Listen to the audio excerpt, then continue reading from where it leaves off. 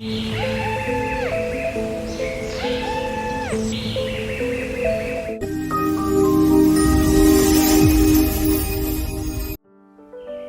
wütende und traurige Brüllen eines riesigen Tieres versetzte plötzlich das ganze Dorf in Panik. Niemand verstand, was geschah.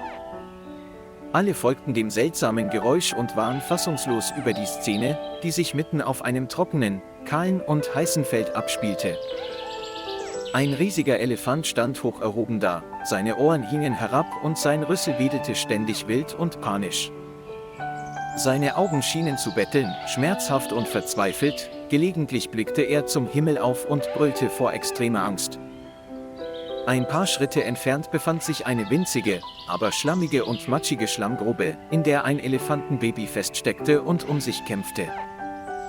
Der kleine Elefant war dort hineingefallen, sein ganzer Körper war mit Schlamm durchtränkt und seine Augen suchten panisch nach einem Ausweg.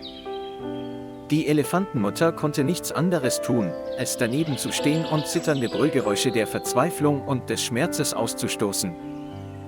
Das Elefantenbaby versuchte hinaufzuklettern, aber jedes Mal, wenn es mit den Füßen in den Schlamm trat, rutschte es aus und fiel hin.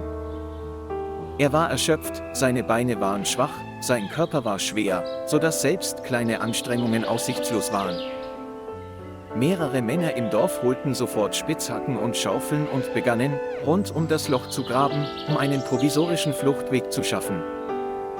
Sie arbeiteten vorsichtig und hatten ihre Augen stets auf die Elefantenmutter gerichtet, aus Angst, das große Tier könnte sie missverstehen und angreifen.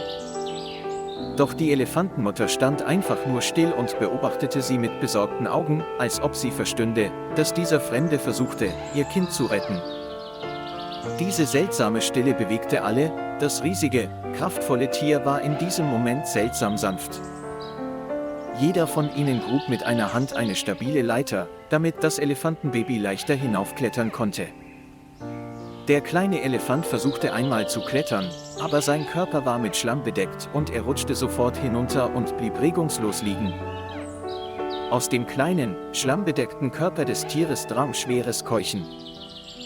Die Menschen gaben nicht auf, gruben immer tiefer und nutzten trockene Baumstämme als Griffe für das Elefantenbaby. Einige Leute stützten den Rücken des Elefantenbabys mit langen Stöcken und versuchten, es leicht anzuheben, damit es sein Körpergewicht nach oben drücken konnte. Diesmal zitterte der Elefant und stand auf, wobei er versuchte, Kraft in seine Beine zu legen, wobei er sich mit jedem Schritt schwerfällig auf den Rand des Lochs zubewegte. Alle standen da und schauten ängstlich zu, jeder Atem schien in diesem äußerst angespannten Moment auszusetzen. Das Tier streckte seinen Rücken, seine Hinterbeine traten gegen den Spazierstock, und die beiden Männer wendeten ihre ganze Kraft auf, um es von unten zu stützen. Nach einem langen Grunzgeräusch durchbrach der Körper des Elefantenbabys schließlich die Grubenwand und setzte mit einem lauten Knall auf dem Boden auf. Es ging sofort auf seine Mutter zu und vergrub seinen Kopf in ihrem Bauch, als suche es nach einem Albtraum auf Leben und Todschutz. Die Elefantenmutter streichelte sanft mit ihrem Rüssel den Rücken ihres Babys, eine sanfte Geste, als würde sie ihr Kind trösten, das gerade von den Toten zurückgekehrt war. Die Elefantenmutter und ihre Babyelefanten drehten ihre Köpfe und sahen die Menschen an, die ihnen das Leben gerettet hatten. Ihre tiefen Augen leuchteten vor Dankbarkeit. Sie gingen gemächlich in die Mitte des Feldes und ließen Dutzende von Menschen zurück, die dort aufatmeten und glücklich lächelten. Die Intelligenz und Toleranz der Elefantenmutter und die Beharrlichkeit des Menschen haben eine wunderschöne Geschichte geschrieben. Lieber Freund, vielen Dank, dass Sie sich die Zeit genommen haben, unser Video anzusehen. Wenn Sie es interessant finden, vergessen Sie nicht, den Kanal zu liken und zu abonnieren, damit Sie die nächsten Folgen nicht verpassen.